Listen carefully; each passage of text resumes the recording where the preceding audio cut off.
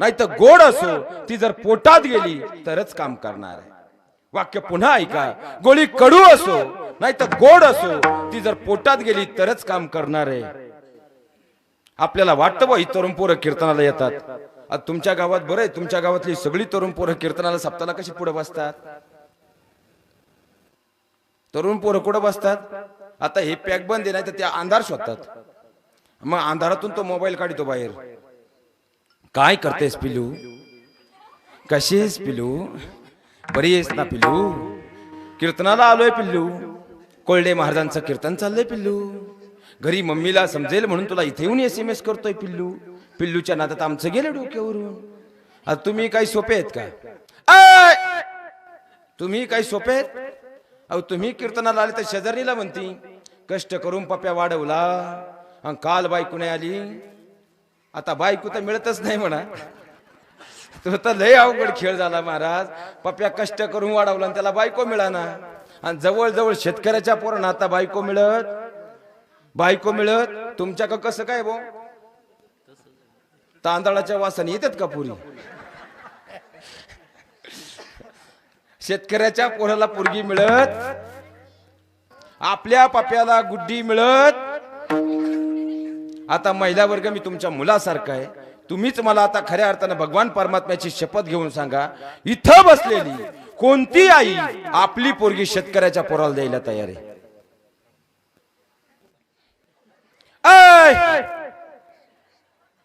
आपली गुड्डी फ्लॅट मध्ये गेली पाहिजे, पण आपल्या पप्याला गुड्डी मिळाली पाहिजे. बरं जाऊ दे, महादेवाची कृपा झाली, यंदा तो पप्या पिवळा झाला. मग ह्या सप्त्याला तरी तो गपरावा ना.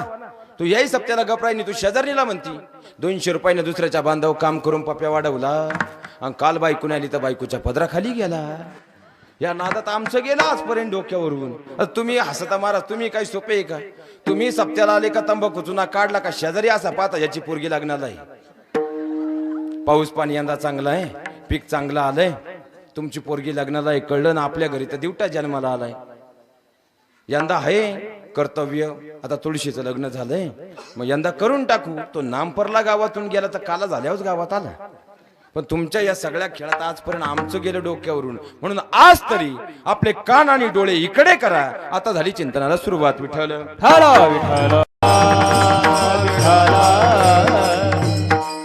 या अभंगाद्वारे जगद्गुरु तुकोबाराय तुम्हा आम्हाला तो भगवान परमात्मा आपला असा करण्याचा उपदेश करतात. पण तुकोबाराय कलियुगातील आम्ही जडजीव इतके स्वार्थी आहोत की आम्ही आमच्या फायद्याशिवाय कोणतीच गोष्ट करत सप्ताला जर जेवण असेल तर आम्ही मांडवात बसायलाही जागा ठेवत नाही. आजी सुद्धा नातवाला म्हणते चलवाला तुला तरी कोण द्या. पण जर सप्ताला जेवण नसेल तर आम्ही 200 लोक सुद्धा कीर्तनाला येत.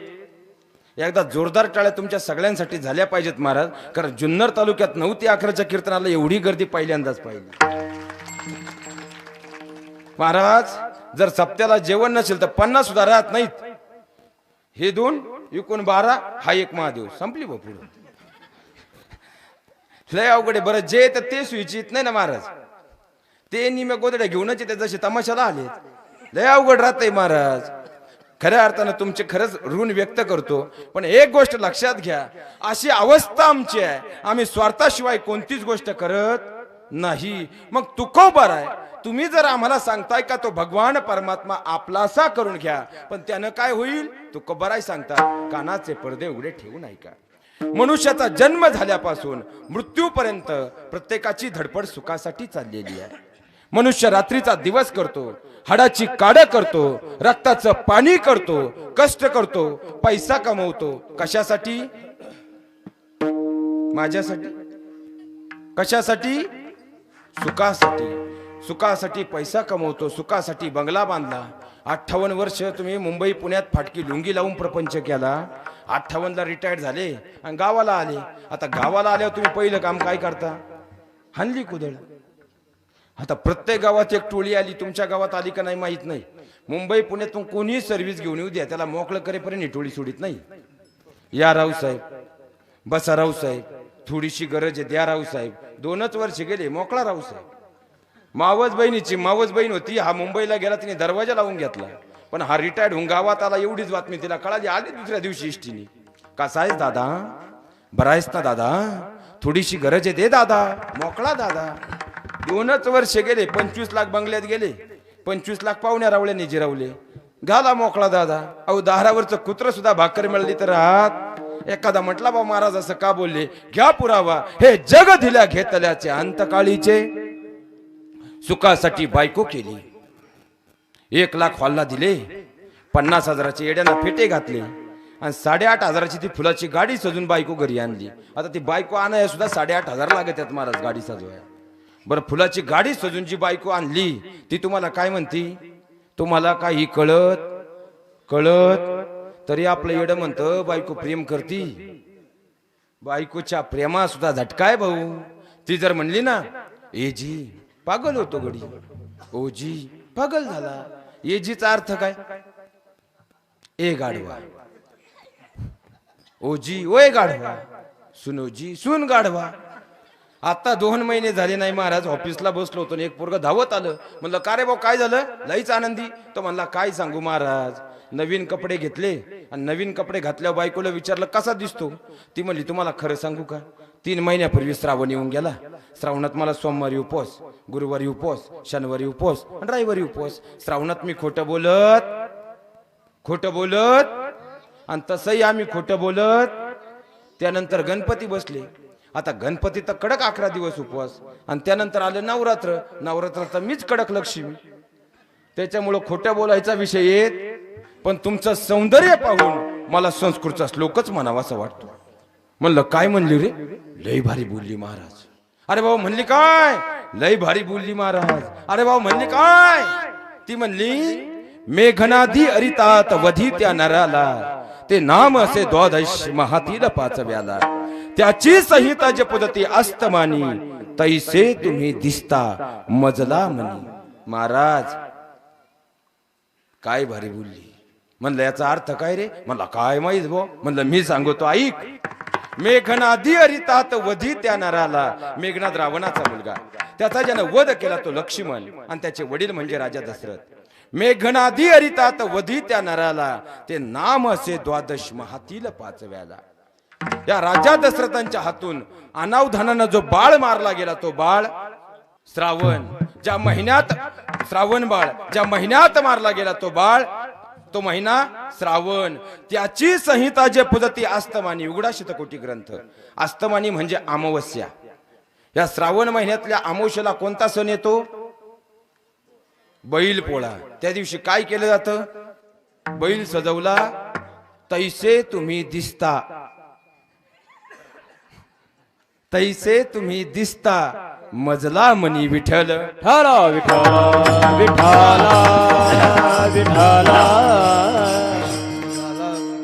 सुखासाठी पप्या जन्माला आला. तोच पप्या आपटाळेच्या चौकात जाऊन म्हणतो माझ्या बापानं माझ्यासाठी काही केलं. सुखासाठी गुड्डी जन्माला आली. ती 15 वर्षाची झाली. बापानं पतपिढीचं कर्ज काढून तिला डिप्लोमाला पाठवली. ती तिकडल्याच कॉलेजच्या गेटवरून गड्ड्याला घेऊन गेली. आपल्या नावासकट आडनाव बदलून आली. सुखासाठी बाण कोरले. आता तुमच्याकडे टोळी आली की नाही का मला माहित नाही महाराज, पण आमच्याकडे एक टोळी राहते. आता त्यांना गावात नाव पाडलं बाणकोऱ्या. जुन्नर तालुक्यातल्या कोणत्याही गावात जा तुम्ही, ग्रामपंचायतीच्या तंटामुक्तीच्या अध्यक्षाला भेटा, 80% प्रकरण फक्त बांधांवरून येत. बरं, ज्यांनी बांध कोरले हे तरी नीट मारावा ना महाराज. याच्या वावरात जर ट्रॅक्टर घुसला तर शेजाऱ्याला घाम फुटतो. हे लय अवघड राहते. बरं, हे बांध कोरणारी 10 गुंठे 2 एकर 4 एकर तो पगतही नाही बांधक.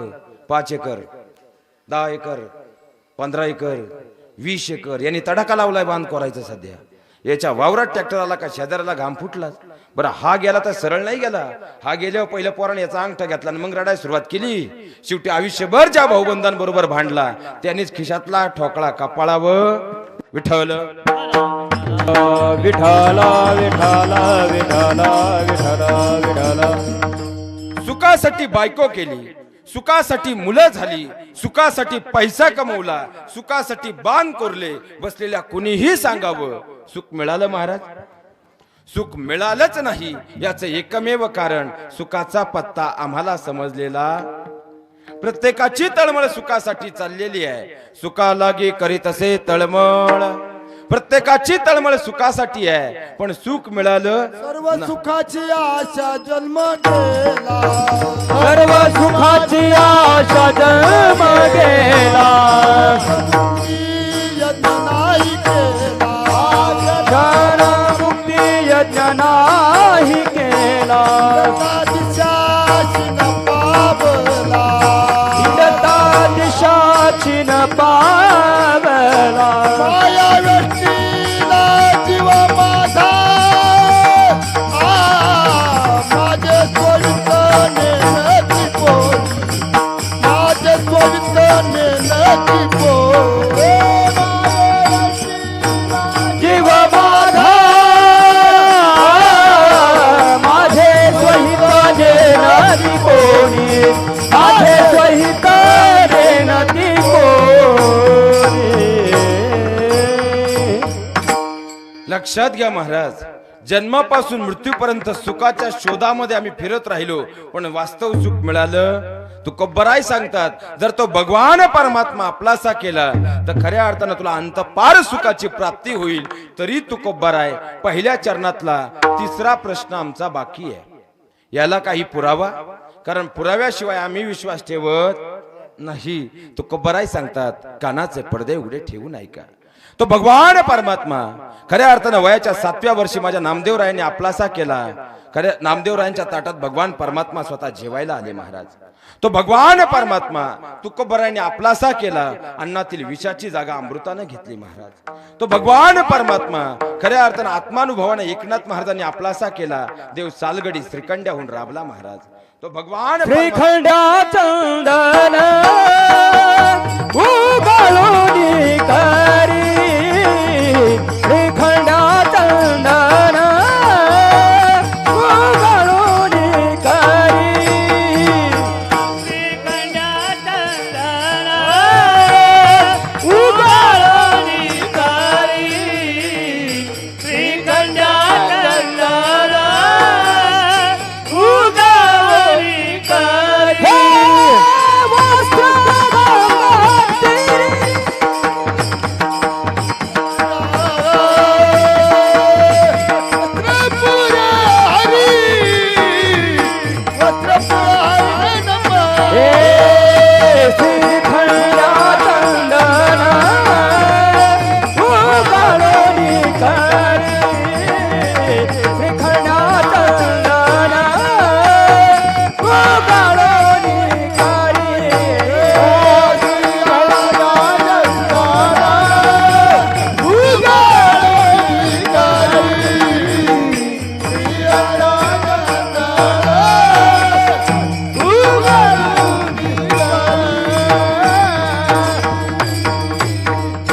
लक्षात घ्या महाराज, आत्मानुभवानं एकनाथ महाराजांनी तो भगवान परमात्मा आपलासा केला.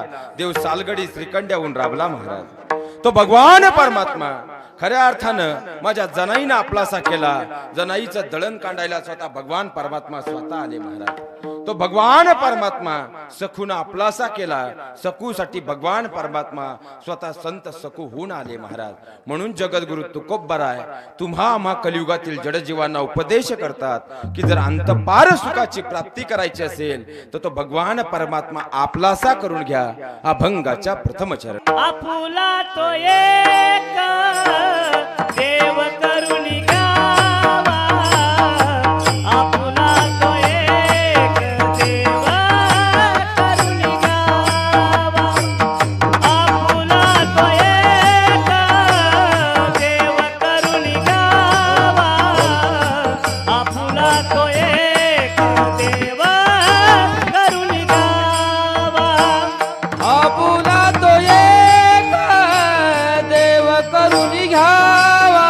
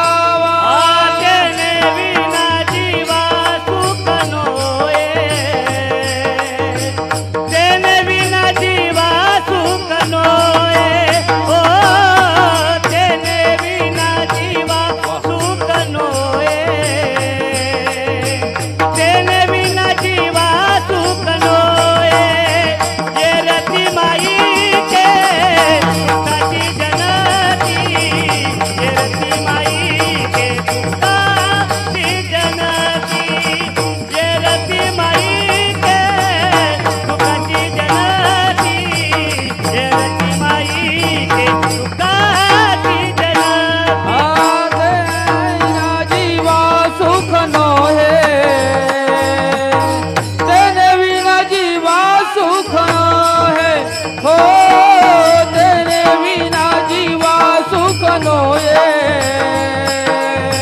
तेरे बिना जीवा सुख नो है ये रती माई का है दुखाची जनती ये रती माई का दुखाची जनती ये रती माई का है दुखाची जनती ये रती माई का दुखाची लक्षात घ्या महाराज, जगद्गुरु तुकोबराय तुम्हा आम्हाला उपदेश करतात की जर अंतपार सुखाची प्राप्ती करायची असेल तर तो भगवान परमात्मा आपलासा करून घ्या. पण खऱ्या अर्थानं तेच सुख तुम्ही मी प्रपंचामध्ये शोधत आहोत. तेच सुख तुम्ही मी संसारामध्ये शोधत आहोत. आणि प्रपंच कसा आहे? सुख नोहे कोठे आलिया. प्रपंच खऱ्या अर्थानं दुःख देणारा आहे. दुःख बांधा बडी आहे हा संसार सुखाचा विचार नाही को सुखाचा विचार नाही कोठे सुखाचा विचार नाही कोठे दुःख बांधा बडी आहे संसार सुखाचा विचार नाही कोठे सुखाचा विचार नाही कोठे. लक्षात घ्या मायबाप, प्रपंच दुःख देणारा आहे. म्हणून तर तुकोबराय सांगतात, संसाराच्या नावे घालून या आम्ही प्रपंचाला मुठमाती दिली.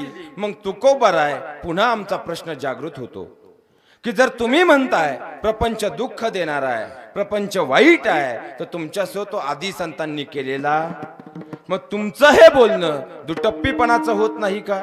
तुकोबराय यालाही शास्त्राचा आधार देतात, कानाचे पडदे उघडे ठेवू नाही का? कारण प्रपंचाचेही दोन प्रकार आहेत. प्रपंचाच्या मुळी असे दोन अंग, एक सकाम दुजा निष्काम. प्रपंचाचेही दोन प्रकार आहेत. एक म्हणजे सकाम प्रपंच. सकाम शब्दाचा व्याकरण अर्थ आहे स्वतःच्या स्वार्थासाठी केलेला प्रपंच. आणि निष्काम प्रपंच या शब्दाचा व्याकरण अर्थ आहे स्वतःच्या स्वार्थाविरहित केलेला प्रपंच. आमचा प्रपंच आपली बायको, आपला पप्या आणि आपल्या गुड्डीच्या पुढे जात नाही. म्हणून रेशन कार्ड सोडून तुमचं आणि माझं नाव कुठंच आढळत नाही. संतांनी केला, महापुरुषांनी केला, तो जगाचा प्रपंच होता, म्हणून त्यांची नावं इतिहासात आहे. अहो, प्रपंच केला दामाजी शेटनं, म्हणून तर नामदेवरायांसारखा पुत्र घडवला महाराज. प्रपंच केला खऱ्या अर्थानं विठ्ठलपंत आणि रुक्मिणी मातेनं, म्हणून तर ज्ञानाचा प्रकाश देणारे ज्ञानोबाराय घडले महाराज. प्रपंच केला कनकाई मातेनं आणि बोल्लोबांनी, म्हणून तर पाचवा वेद निर्माण करणारे तुकोबराय घडले महाराज. आणि प्रपंच केला खऱ्या अर्थानं मासाहेब जिजाऊ आणि शहाजी राजांनी, म्हणून तो लोक कल्याणकारी स्वराज्य निर्माण करणारे शिवराय घडले महाराज. शिवराय घडले. या महामातांनी, महापुरुषांनी आपला प्रपंच असा केला, आपली लेकरं अशी घडवली की त्या लेकरांनी समाज घडवला महाराज. आणि आपली लेकरं, आपली लेकरं आता लेकरांचं काय घेऊन बसले महाराज? आईच दर रविवारी पार्लरला ये, पुरी कोण काय जे हरीच्या अपेक्षा ठेवता. बरं, आम्ही बोलल्यावर राग येतो. आपल्याला तरी काय करायचे बो? ॲब्रो करती, ॲब्रो ॲब्रो. आता ॲब्रो काहून करीत असावं बो? या घरात घुसताना दरवाजाच्या फटीत अडकत्यात का माहेर जाताना इष्टीच्या दरवाजात गुतत्यात. पण आईच दर रविवारी पार्लरला असेल, पोरी कोण काय जे हरीची अपेक्षा ठेवता महाराज? बरं, एखाद्याला राग आला तर पुरावा देतो. येत वडील जे करती तया नाम. आज आपलं पोरग जर आपल्याला उलट बोलत असेल का, तरी त्यानंही त्याच्या आजोबांना म्हणजे तुमच्या वडिलांना उलट बोलताना ऐकलेलं. जाऊ द्या महाराज, विषय निघाला म्हणून बोलतो. आज आमची संस्कृती इतक्या खालच्या थराला गेली की पूर्वंपार काळापासून विश्वाचं सार सामावलेला आई हा शब्द जन्मदातीला लागू पडायचा. आता काळ बदलला. आईची मम्मी, मम्मीचा मम्मा, मम्मीचा मॉम कधी झाला आमचा आम्हालाच कळलं. टॉप जीनच्या काळात आज आईचा पदर हरवला आणि गदर झाला. नवीन पिढीत बदल झाला. अहो, मुलांवरती पहिलं गर्भसंस्कार हे आईच्या उदरात होतं. कुरुक्षेत्रात कसं घुसायचं आणि चक्रव्यूह कसा भेदायचा हे अभिमन्यू आईच्या गर्भात शिकला. झोप लागली जन्मदातीला, अभिमन्यू संपला. आताची आमची अवस्था काय आहे? ज्यावेळी माँसाहेब जिजाऊंच्या गर्भामध्ये शोभाराजे आकार घेत होते त्यावेळी माँसाहेब काजू बदाम उघडून पित नव्हत्या माझं लेकरू जुन्नर तालुक्यात गोरपान जन्माला यावं म्हणून. ज्ञानाचं बाळकडू आपल्या राजांना पाजत होत्या, कुळाचा अभिमान बांधवत होत्या. आता तुम्हाला वाटत नाही का खऱ्या अर्थानं शिवरायांची भूमी म्हणजे जुन्नरची प्रांत आहे आणि या ठिकाणी आपला जन्म झालाय, कितीतरी जन्मांचं भाग्य आहे. मग आपल्याही पोटी उद्याचे शिवराय जन्माला यावेत, आपल्याही पोटी उद्याचे विवेकानंद जन्माला यायला हवेत, आपल्याही पोटी उद्याची रुक्मिणी जन्माला यायला हवी. फॅरन लवलीचा जमाना आहे महाराज. आपल्याला वाटतं आपली मुलगी विश्वसुंदरी म्हणून घडावी. आता इथं एवढा सुंदर सोहळा चालू आहे, एवढी सुंदर पंढरी 71व्या वर्षामध्ये खऱ्या अर्थाने अनुभवतो आहे आणि यामध्ये सगळ्या ज्येष्ठांच्या आशीर्वादानं तरुणाईचं कार्य सुद्धा अनमोल आहे. एकदा जोरदार काढून टाळ्या सगळ्यांसाठी झाल्या पाहिजे. पण एवढी सुंदर पंढरी या ठिकाणी अवतरलेली आहे आणि नाणे घाटला आता शूटिंग चालू असतात चित्रपटाची. मग 2-3 अभिनेत्री इकून जातात, त्यांना कळलं कोल्डे महाराजांचं कीर्तन आहे आणि एवढी सुंदर आता सोहळा चालू आहे, मग आपण भेट द्यायला इथे येऊ. आणि एवढीच बातमी जुन्नरच्या चौकात गेली. जुन्नरच्या चौकात माणूस सापडेल महाराज, माणूस सापडेल. सगळे कुठं असतील, सगळे कुठं असतील, सगळे इथं असतील. पण इथं एकच विचार करा, महिला वर्ग मी तुमच्या मुलासारखा आहे. ज्यावेळेस ही अभिनेत्री समोरून येत असेल ना, कुणीतरी शिट्ट्या वाजवत असेल, कुणी काहीतरी गलिच्छ कमेंट पास करत असेल आणि कुणाची तरी विक्षिप्त नजर तिच्या शरीरावर फिरत असेल, आम्हाला वाटतं आमच्या मुलींकडे त्या नजरेनं पाहायला जावं. आपल्या मुलीला कधीही विश्वसुंदरी बनवण्याचा अट्टास करू नका. बनवायचंच असेल आपल्या मुलीला संस्कार सुंदरी बनवा. मायबाप, संस्कार सुंदरी बनवा. कारण खऱ्या अर्थानं हे जग जिच्या पाया पडतं तिला सीता म्हटलं जातं, तिला मीरा म्हटलं जातं, तिला माँसाहेब जिजाऊ म्हटलं जातं. मग रूपाच्या सौंदर्यतेला महत्व नाही का, असंही मी म्हणणार नाही. आपल्याला वाटतं बा तरुण पोरं सप्त्याला दिसत नाही, आपल्यापेक्षा मोठा सप्ताह राहतो महाराज यांचा. आला 1.5 महिने आता. फेब्रुवारी महिन्यातल्या 14 तारखेला यांचं काल्याचं कीर्तन राहतं, व्हॅलेंटाईन डे. आणि त्या दिवशी जर देवी प्रसन्न झाली, आली मॉडेल घरी, 1 कॅडबरी 1 पावभाजी आली घरी. बायको गोरी पान पप्यानं आणली, पण जर त्या स्वभाव चांगला नसेल, ती ज्या घरात जाईल त्या घराचा स्वर्ग होईल का नरक. आणि एखादी सावळी मुलगी असू द्या, पण जर स्वभाव अत्यंत चांगला असेल, ती ज्या घरात जाईल त्या घराचा स्वर्ग होईल का नरक. कारण गुणांची सौंदर्यता काळानुसार वाढत जाते आणि रूपाची सौंदर्यता काळानुसार कमी होत जाते. आम्ही कोणत्या सौंदर्यतेला महत्व देतोय विचार करायला हवा. मी दिसते कशी यापेक्षा मी वागते कशी, आल्या गेल्या पाहुण्यांचा आदरातिथ्य करते कशी आणि माझ्या सासऱ्यांबरोबर राहते कशी, याला तुम्ही प्राधान्य देणं काळाची गरज आहे. अहो, आम्ही किती स्क्वेअर फूटच्या घरात राहतो आणि किती मोठ्या बंगल्यात राहतो, या गोष्टीला जीवनात कधीच किंमत देऊ नका. पण आम्ही सासऱ्यांसकट घरातल्या किती लोकांच्या हृदयात राहतो, याला सगळ्यात मोठी किंमत आहे. आजच्या कीर्तनातून एवढं घेऊन जा. खऱ्या अर्थानं आता 8 दिवस झाले नाहीत महाराज. एका ताईनं मला कीर्तन संपल्या विचारलं, महाराज काय सांगता, सासऱ्यांची सेवा करा. माझी सासू एवढी फटकळ आहे, मी घरात गेलो का ती लगेच चालू होतं तिचा टेप रेकॉर्डर. आणि सासरे तर एवढे हुशार आहे, माझ्या समोर बसलेले असले का म्हणतात, कशीच बाळा, बरी आहेस ना बाळा, तब्येत काय म्हणते बाळा. पण मी एकदा बाहेर कामाला गेले, माझ्याच आहेरात आलेल्या सोफा सीटवर सासूबाई शेजारी बसले, फुसफुस फुसफुस, फक्त फुसफुस. म्हणून या दोघांनाही उचललं आणि वृद्धाश्रमात नेऊन ठेवलं. सांगा महाराज काय चूक केली. म्हटलं ताई तुझं अगदी बरोबर आहे, मान्य करतो तुझी सासू फटकळ आहे, हेही मान्य करतो तुझे सासरे फटकळ आहेत. पण ताई फक्त एका प्रश्नाचं उत्तर दे, तेच जर तुझे आई वडील असते आणि असेच फटकळ असते, त्यांना वृद्धाश्रमात नेऊन ठेवलं असतं का.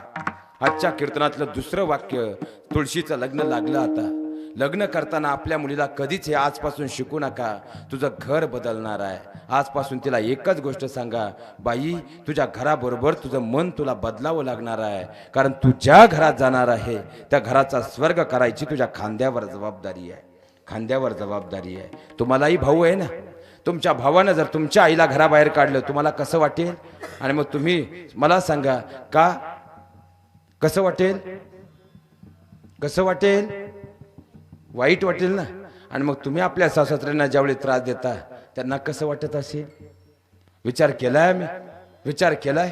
अहो खऱ्या अर्थानं रक्ताचं पाणी करून त्यांनी आपलं सासर घडवलं आणि रक्ताचं पाणी करून आपला नवरा घडवला. ते सासरे आपले आई वडील नाहीत का? मुलींनो, भावाच्या नात्यानं दुसऱ्यांदा विनंती करतो, लग्न करताना कधीच आपलं घर बदलू नका, आपलं मन बदला. कारण तुम्ही ज्या घरात जाणार आहात त्या घराचा स्वर्ग करायची तुमच्या खांद्यावर जबाबदारी आहे. आता सुनबाईला बोलल्या बरोबर सासा जाग्या झाल्या भाऊ. त्या आतापर्यंत अशा झोपल्या होत्या, ढेकरच देत होत्या का नु. मी तर म्हणलं आता घोरायला लागत का नु, पण त्या जाग्या झाल्या. शास्त्र आहे महाराज. सुनबाईला बोललो का सासूबाई फुटकन जागी होती, पण सासू नावाचा प्राणी एवढा सोपा नाही महाराज. बा बा बा बा बा सासू. अगं पप्प्याचं लग्न झालं तो निम्या आलीच भांडणं लावून आली, अख्ख्या गावात भांडणं लावली. तू या पप्प्याने मोठी कारकीर्द केली, 3 वेळा पोलीस स्टेशन करून तिला आणलंय. तो निम्या गावात संघ सुटली. काय तुमच्या सुना? माई सून नक्षत्र आहे, नक्षत्र. शेजारणीच्या सुना सांगत होत्या थांब 6 महिने, ती तुझीच जिरीन, तुझीच नक्षत्र फिरीन, तेव्हाच तू जाग्यावर येशील. आणि तिने आल्या डाळीला फोडणी दिली आणि तू जाग्यावर आली. तूही सोपी नाही. बरं, एखाद्या सासूबाईला माझं बोलणं खटकलं असेल तर बसलेल्या कोणत्याही सासूबाईनं महादेवाची शपथ घेऊन मला सांगावं, आजचं पाकिट आणि हारतीला मी माझ्या सुनेला काळजापासून मुलगी मानते.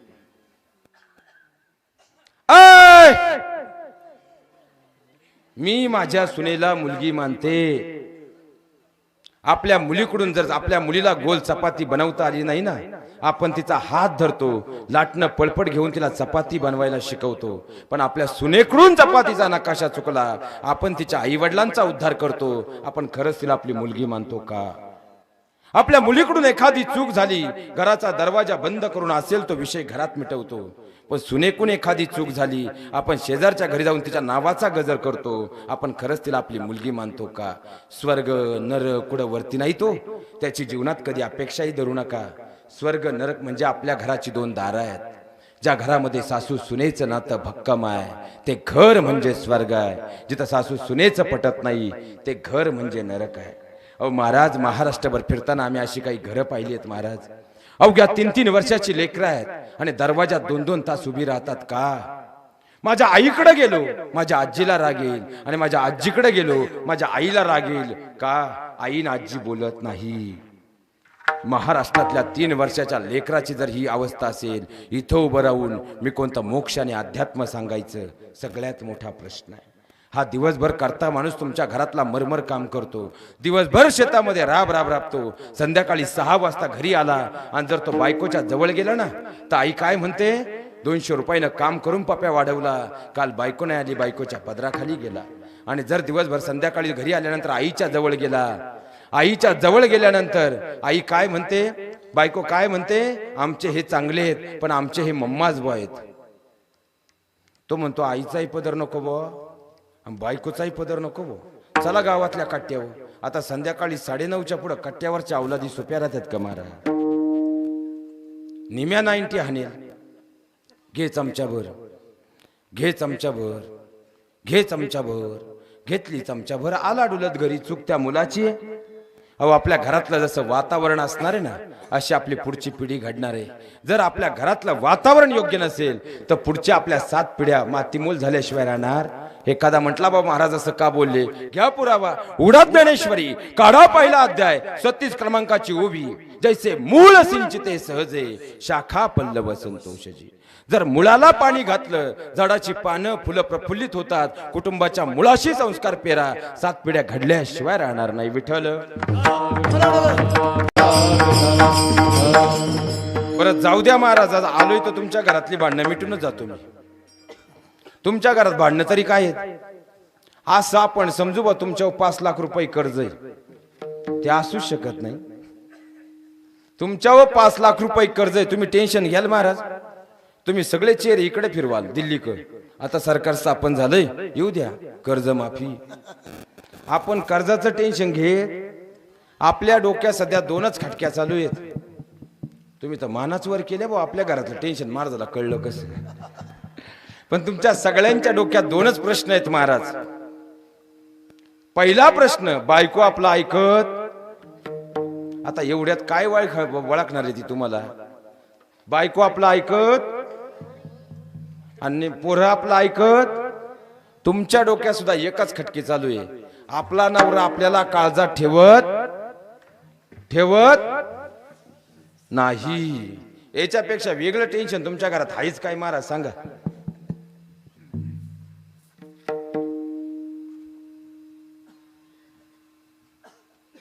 बरं आता बायको आपला ऐकत नाही, सगळे जुन्नरकर आहेत, तुम्ही काय कमी उपाय केले त्यासाठी? पण फरक पडला मग मी उपाय सांगून जातो, कराल का? करणार असाल तर सांगण्यात अर्थ आहे महाराज. कराल का? कराल का? मी महाराज जर गुण आला नाही तर गादी उभा आहे, तुमचं पाकिट सुद्धा हात लावणार नाही. मी 21 दिवसांनी पाठवून देईल परत. पण तुम्ही उपाय कराल का?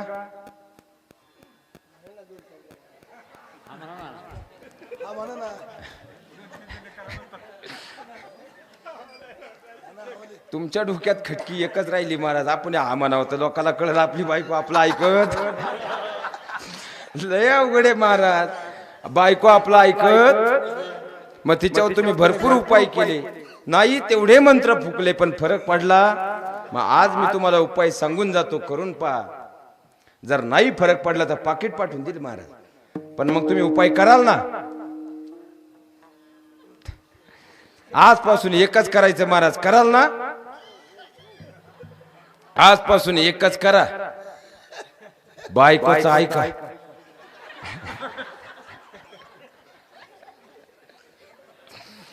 तुम्ही म्हणलं जमाल बुवा, जमला आता. सगळ्यांनी सांगितलं बायकोचं ऐकू नका महाराज, तुम्ही उलट सांगता बायकोचं ऐका. मी थोडा उलटा सांगणारा महाराज. महाराज कानाचे पडदे 2 मिनिटं माझ्याकडे द्या. मुलगी जन्माला आली, पाहता पाहता 5 वर्षांची झाली. वडिलांनी तिला शाळेमध्ये घातलं, मुलगी 15 वर्षांची झाली. मुलीला आता डिप्लोमाला पाठवायचं, डिग्रीला पाठवायचं. त्या बापानं गावातल्या पतपिढीमध्ये जामीनकीचं कर्ज टाकलं आणि पोरीचा डिप्लोमाला पाठवून दिली. मुलगी 20 वर्षांची झाली, बापाची नजर पोरीवर गेली आणि पोरीमध्ये त्या बापाला वधू दिसायला लागली. पाहता पाहता त्यानं 2 किलोचा धोंडा पायातला झिजवला आणि पोरीसाठी मुलगा पाहिला. 21व्या वर्षी मुलीचं लग्न केलं. जी मुलगी 20 वर्ष आई बापाच्या काळजाचा तुकडा होती, जी मुलगी 20 वर्ष आई बापाचा काळीज होती, जी मुलगी 20 वर्ष आईच्या उशीवर डोकं टेकून झोपत होती, आणि जी मुलगी 20 वर्ष आई वडिलांचा श्वास होती, तीच मुलगी एका रात्रीमध्ये आई बापाला विसरून फक्त आणि फक्त आपल्या नवऱ्यावर विश्वास ठेवून जर तुमच्या घराचं माप ओळंडत असेल तर ती नवऱ्याचं वाटोळं व्हावं असं चिंतेल का? बायको या शब्दाचा अर्थ सांगतो, कानाचे पडदे उडे ठेवून ऐका. बा म्हणजे तुमच्या बाजूने भक्कम उभी राहणारी, य म्हणजे येईल त्या परिस्थितीला सामोरी जाणारी, आणि को म्हणजे कोणासाठीच नाही, फक्त आणि फक्त आपल्या नवऱ्यासाठी जी जगते ती म्हणजे बायको. पण या तीनही व्याख्यात जी बसत नाही तिला मी बायको ही उपाधी देणार. आणि बायकोचं ऐका, नंदी बैल होऊ नका, नाही तर माकड व्हाल. तुम्ही म्हणाल बरे भाऊ, पाकिट आपलं, जेवण आपलं, आपल्यालाच माकड म्हणले. मी म्हणतच नाही महाराज. उडा ज्ञानेश्वरी काढा 13वा अध्याय, चित्त आराधी श्रेयचे तेची न छंदी नाचे, माकड गारुड्याचे होय जैसे.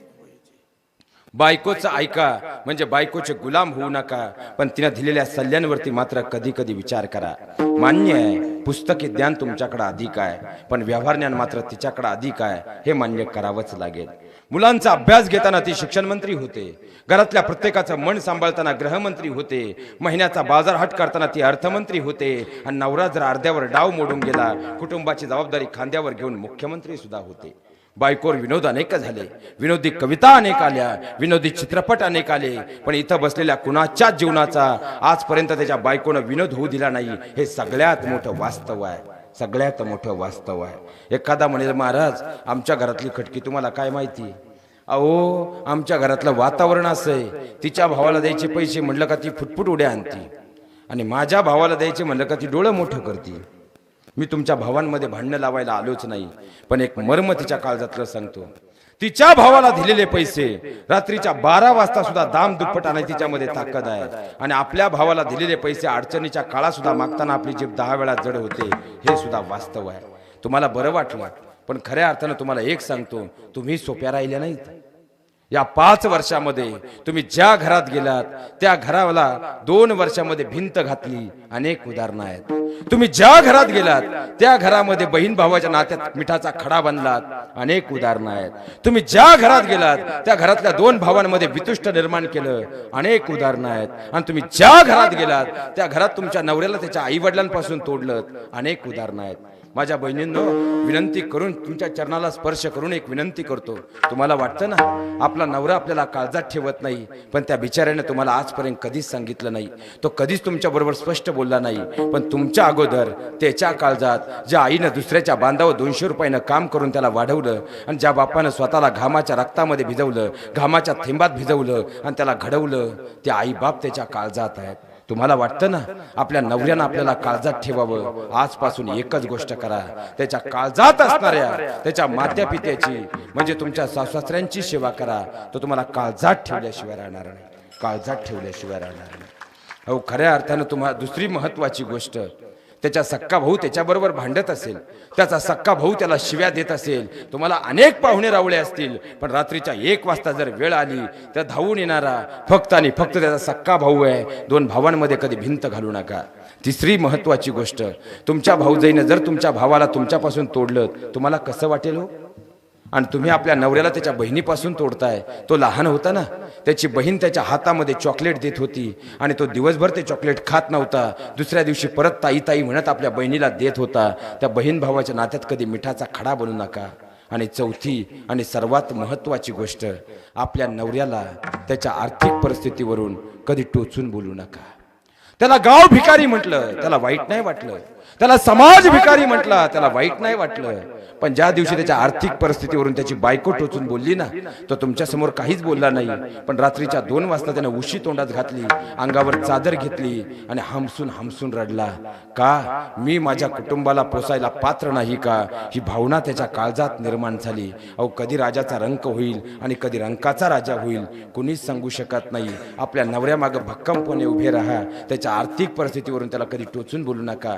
एवढ्या 4 गोष्टी जर जीवनात तुम्ही पाळल्यात ना, नवऱ्यासारखा देव माणूस तुम्हाला या जगात सापडणार नाही, या जगात सापडणार नाही. विठ्ठलपंत संसारात आले आणि पाहता पाहता आळंदीच्या धर्म मार्तंडांनी आवाज उठवला, अरे संन्यासी माघारी आला. पाहता पाहता आळंदीमध्ये चर्चा झडू लागली. विठ्ठलपंतांनी रुक्मिणी मातेला घेतला आणि सिद्ध बेटावर राहू लागले. पण आळंदीच्या धर्म मार्तंडांनी त्रास देणं थांबवलं नाही. कोणीतरी लेकरांना पाठायचं, अंगामध्ये शिशू करायला लावायचं, कोणीतरी रात्रीची झोपडी पेटून द्यायचं. अरे यातनांचा कल्लोळ विठ्ठलपंत आणि रुक्मिणी माता सहन करत राहिल्या. पण पाहता पाहता दिवस हे पुढे सरकू लागले. याच वेलीवरती मोगरा फुलावा असं संसार वेल फुलली आणि माझा निवृत्ती दादा, माझा ज्ञानदादा, माझा सोपान आणि माझी मुक्ताराणी जन्माला आली. लेकर सूर्याच्या कले कलेप्रमाणे आकार घेऊ लागले. दिवसा मागून दिवस जाऊ लागले. एक दिवस मुंज पाहिली आणि बोबड्या बोलत माझी मुक्ताराणी उत्तरती झाली, ज्ञानदादा, ज्ञानदादा, आपली सुद्धा मुंज होणार का रे, आपली सुद्धा मुंज होणार का रे. आणि ज्ञानदादानं मुक्ताराणीची समजूत काढण्यासाठी सांगितलं, हो ग मुक्ता, आपली सुद्धा मुंज होणार. हे शब्द मात्र बाजूला उभ्या असणाऱ्या रुक्मिणी मातेनं ऐकले आणि रुक्मिणी मातेनं मनोमन विचार केला.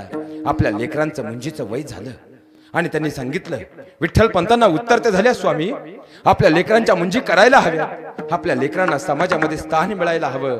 आणि विठ्ठलपंत पाहता पाहता आळंदीत आले. धर्म मार्तंडांसमोर हात जोडले आणि हात जोडून विनवणी करू लागले. पण आळंदीच्या धर्म मार्तंडाला दया नाही आली. त्यांनी पैठणचा मार्ग सांगितला आणि विठ्ठलपंतांचं एक एक पाऊल पैठणकडे पडू लागलं. पैठणची धर्मसभा भरलेली होती.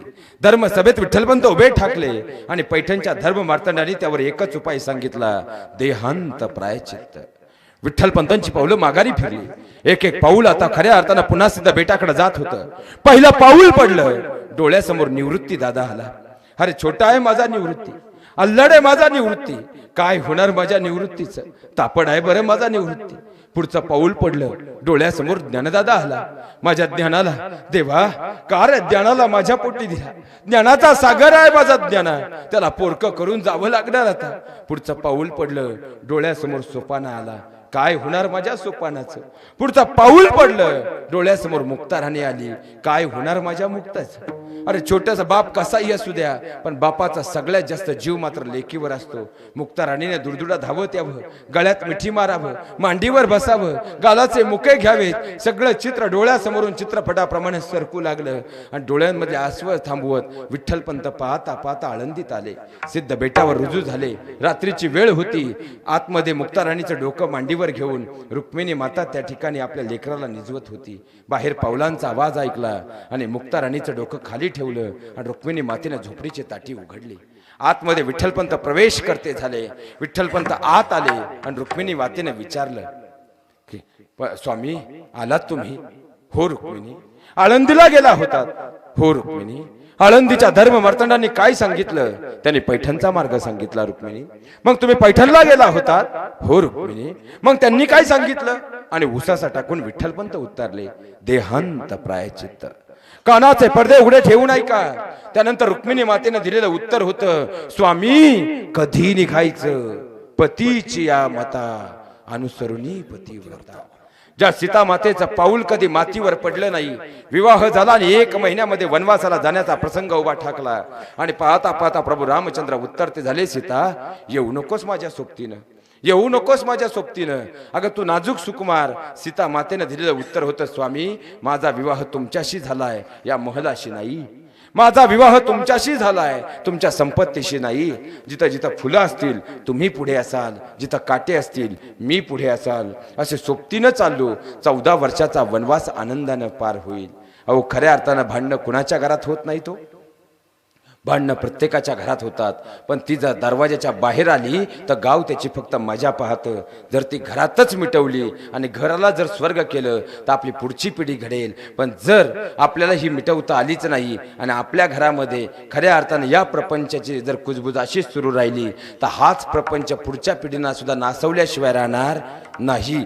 सोपं करून सांगतो, झाडाचं मूळ जर सडलेलं असेल, कितीही खत घाला, कितीही पाणी घाला, झाडाची पानं फुलं बहरणार नाहीत. त्याचप्रमाणे प्रपंच नावाचं मूळ जर सडलेलं असेल, कितीही त्याला प्रयत्न करा, संसार नावाचा वटवृक्ष बहरेल का? हाच उपदेश तुकोबराय करतात अभंगाच्या द्वितीय चरणात. ये राती माई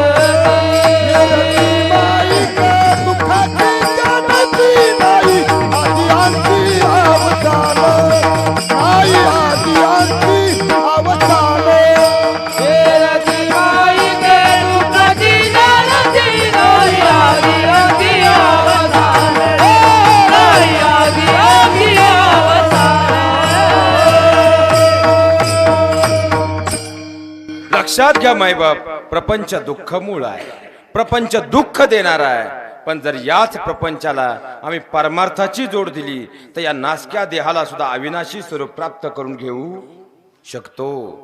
भक्त पुंडलिकानं कर्मानं माता पित्यांची सेवा केली आणि अंतकरणामध्ये हरी भगवंताच्या नामाचा पदस्पर्श केला, अढळ स्थान प्राप्त केलं. मायबाप ध्रुवाला वडिलांची मांडी मिळाली नाही, भगवंताच्या नामाची पिसा अंतकरणाला जोडून घेतली, अढळ स्थान प्राप्त केलं. महाराज खऱ्या अर्थानं जर आम्ही अंतकरणाला गोविंदाच्या नामाची पिसा जोडली, म्हणजे आमच्या प्रपंचाला परमार्थाची जोड दिली, तर या नासक्या देहाला सुद्धा अविनाशी स्वरूप प्राप्त करून घेऊ शकतो. अविनाश करी आपुलिया ऐसे अविनाश करी आपुले आवी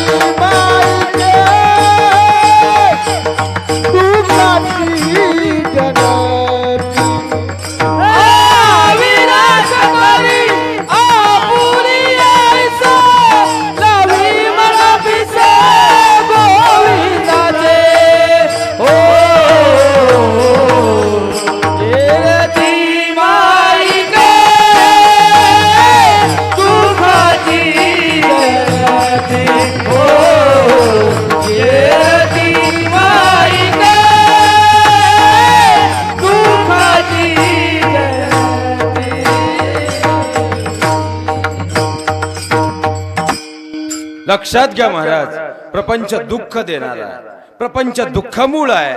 पण याच प्रपंचाला जर आम्ही परमार्थाची जोड दिली तर या नासक्या देहाला सुद्धा अविनाशी स्वरूप प्राप्त करून घेऊ. पण जर अविनाशी स्वरूप प्राप्त करायचं असेल तर या मनाला गोविंदाच्या नामाचा पदस्पर्श करावा. आणि मनाजी पाटील एवढा सोपा आहे का महाराज? आता सगळे इथं कीर्तनाला आलेत, पण कुणाचं मन कुठं फिरत असेल कुणी सांगू शकतं का? कोणच्या डोक्यात काय चालू असेल सांगू शकतो का? काही आता मांडवाच्या बाहेर तिकडे बसले असतील. काय करतेस पिलू? बरेच ना पिलू. आणि आज सध्या लव नावाचा लय मोठा रोग आलाय महाराज आपल्या पोरांना. बा बा बा बा बा, मैं तेरे बिन जी नहीं सकता. बापाच्या पैशावर 5 रुपयाची अंगठी घ्यायची, ती मिनीला द्यायची आणि कलर गेला का चव घालून घ्यायची. ही मर्दानगी आहे महाराज. अरे खरंच जर मर्दानगी गाजवायची असेल ना, पहिले 30-40 हजाराची नोकरी पहा आणि मग मिनीला 1 तोळा करा. ही मर्दानगी आहे महाराज, ही मर्दानगी आहे. आपल्याला वाटतं बा आपलं टाबरू जातं इथं कॉलेजला, ते कॉलेजला जातच नाही. ते कॉलेजच्या गेटवर जाऊन तिला म्हणतं, किती दिवस झालं मी वाट पाहतोय, तू प्रपोज करत नाही. तिने लांबूनच याच्या का पाहिलं बो. चेहरा तुझा खास नाही, अंगावर तुझ्या मास नाही, प्रपोज तुला काय खाक करू, उद्यापर्यंत काय तुझी आस नाही. तरी आपलं येडं म्हणतं नाही, बायको प्रेम करते, ती प्रेम करते. ते मग ती स्पष्ट वाक्य असतं, मी माझ्या आई वडिलांच्या शब्दाबाहेर नाही. तरी हा म्हणतो कोई बात नहीं, इस जन्म में ना सही अगले जन्म में तेरा बन जाऊंगा, मगर शादी तो तुझसे ही करूंगा. कॉफी शॉपला 1 कॉफी, 1 पावभाजी आणि 1 कॅडबरी भुल्लीपूर. पावभाजीत पुरी बोलत्यात आणि पाहता काय खड्डा तुम्हाला आहे. हे जनावर सोपं नाही राहत. ती जुन्या काळातला 1100चा मोबाईल आण, तिकडून आण, ती देव जाणे त्याला सांगती मी तुला व्हॉट्सअपला SMS करू शकत नाही, माझ्याकडे व्हॉट्सअपचा मोबाईल नाही. आला आपलं जनावर घरी, पप्पा मोबाईल हरवला. आणि पुढच्या महिन्यात बरेच मोबाईल हरवतील. आता जागा करतोय, कारण पुढच्या महिन्यात सीजन आला आता मोबाईल हरवायचं. बाप म्हणला यंदा नको, आली मध्ये घेतला मोबाईल. बरं मोबाईल घेतल्यावर आपलं टाबरू एवढं हुशार राहतं महाराज, ते जुना मोबाईल तिला देतं आणि नवीन याच्या जवळ ठेवतं. पण देण्या अगोदर सुद्धा एक प्रोसेस आहे. पहिलं फेसबुक डिलीट करावं लागतं, मग व्हॉट्सअप डिलीट करावं लागतं, मग मेसेंजर आणि त्याचं यूट्यूबची गुगलची हिस्ट्री डिलीट करावी लागते. मग तो सज्जन पुतळा मोबाईल देतो तिला. आणि मग संध्याकाळी एकदा 9 वाजले, काय करतेस पिलू? बसलीस पिलू? उठलीस पिलू? जेवण झालं पिलू? भांडी घासून झाली पिलू? आपल्याला वाटतं आपली जनावरं झोपल्या. 3 वाजता गोधडी काढून बघा, ते आतून SMS करीत असते. लय अवघड आहे महाराज. बरं तुम्ही इतके हुशार आहे महाराज. आता 71 वर्ष आपण सप्ताह केलाय, बरोबर का नाही? आता मी तुमच्याबद्दल नाही बोलत, बरं मी तुमच्याबद्दल बोलत नाही. नाही तुम्ही घेशाल अंगा ओढून, असं काही करू नका. पण 71 वर्ष आपला दरवर्षी सप्ताह असतो. कोणत्याही गावात सप्ताह करायचा म्हणल्यावर 3 वेळा मीटिंग होती का नाही? पहिल्या मीटिंगला बोलणं काय होतं, कीर्तनकार कोण कोण आणायचे. दुसऱ्या मीटिंगला असा विषय होतो, महाराजाला फोन केला तर महाराज 15,000 रुपये म्हणले, काय करायचं भाऊ? मग त्या मीटिंग मध्ये एक माणूस शहाणा राहतो. तो काय म्हणतो, आपल्या गावातल्या महाराजांना फोन करायला सांगा, मग खाली उतरून. आणि मग त्यानंतर आपल्या गावातल्या महाराजांनी फोन केला, रामकृष्ण हरी म्हणले का न ठरवता महाराज गावात. बरं महाराजाचं कीर्तन झाल्यावर तिच्यावर 3 दिवस चर्चा आहे का नाही? तुम्हीच सांगा, आहे का नाही? बरोबर ना? मग 15,000 रुपये समजा एखाद्या महाराजांनी घेतले, मी पैशात परतही बोलत नाही, स्पष्ट करतो, उदाहरण देतोय. जर 15,000 रुपये दिले आणि एखाद्या महाराजानं जर त्या ठिकाणी कीर्तन केलं तर 3 दिवस आपण त्याच्यावर चर्चा करतो. इथं बसलेल्या प्रत्येक आईनं प्रत्येक बापानं आपल्या पोरांना 15-15 हजाराचे मोबाईल दिले. बसलेल्या कोणत्याही आई बापांना बोट वर करावं. आम्ही दर रविवारी पप्प्याचा गुड्डीचा मोबाईल चेक करतो. सत्कार घेऊ आपण. 13 वर्षांच्या पोरांच्या हातात मोबाईल आहेत महाराज, आहेत का नाही? आणि 13 वर्षाच्या पोरांना विज्ञान असं सांगतं, या काळात त्यांच्या शरीरामध्ये मानसिक आणि शारीरिक बदल होतात. ते त्यांच्या शरीरात परावर्तित होतात आणि मनात जे काही चाललंय ना, आज पोरं मोबाईलवरती पाहतायत. आजपासून आपलं कीर्तन पटलं नाही, आपल्याला परत बोलवायचं नाही. मी तारखेसाठी तुमच्या गावात अजिबात आलो नाही, कारण माझं बोलणं स्पष्ट असते, स्पष्ट लोकांना पटत नाही. पण इथून घरी गेल्याबरोबर पहिलं काम करायचं, पप्प्याकन गुड्डी का मोबाईल मागायचा. मोबाईल दे, तो तर निमागार पडेल वो. आज प्रेम आपल्या बापानं आईने कधी मोबाईल मागितला नाही. अजून गुड नाईट SMS राहिलाय. पहिला मोबाईल हातात घ्यायचा, तिच्यामध्ये आपल्याला कळत नसेल जोडीदाराला बोलवा. ज्यांना ज्यांना असं वाटतं आपला 712 महाराजाचं नाव करायचं त्यांनी आता लक्ष देऊच नका. पण ज्यांना असं वाटतं आपला 712 आपल्या पप्प्याच्या नाव करायचं आहे त्यांनी इकडे लक्ष द्या. मोबाईलमध्ये एक लाल ऑप्शन असतो महाराज युट्यूब नावाचा. काय काय तुमचं ठरलंय का मायाच नाव 712 करायचं? काय ऑप्शन आहे? युट्यूब. त्या युट्यूबला क्लिक केलं का खाली 4 ऑप्शन येतात महाराज. पहिला होम, त्याच्या बाजूला सबस्क्राईब आणि त्याच्या बाजूला लायब्ररी. काय लायब्ररी? त्या लायब्ररीला तुम्ही क्लिक केलं ना महाराज, वर नाव येतं हिस्ट्री. काय हिस्ट्री? त्या हिस्ट्रीला क्लिक केलं ना, पप्प्यानं गुड्डीनं कोणताही व्हिडिओ पाहून डिलीट करू द्या, पण पप्प्यानं गुड्डीनं महिनाभर काय काय पाहिलं याचा अख्खा 712 लाईनीत येतो. तो दोन्ही डोळ्यांनी चेक करायचा आणि मग ठरवायचं आपली गुड्डी आणि पप्प्या 712 नावं करायच्या पात्रतेचे आहेत का. विठ्ठल